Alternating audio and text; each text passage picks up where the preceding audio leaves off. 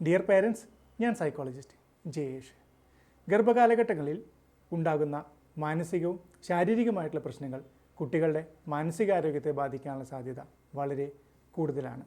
അതുകൊണ്ട് നല്ല മെഡിക്കലായിട്ടുള്ള കുട്ടികൾ നിങ്ങൾക്ക് വേണമെന്ന് ആഗ്രഹിക്കുന്നുണ്ടെങ്കിൽ കുട്ടികൾ പുറത്തു വന്നതിന് ശേഷമല്ല, കുട്ടികൾ അമ്മയുടെ ഗർഭപാത്രത്തിൽ ഇരിക്കുന്ന സമയത്ത് വേണം നമ്മൾ കറക്റ്റ് ചെയ്യാനായിട്ട്.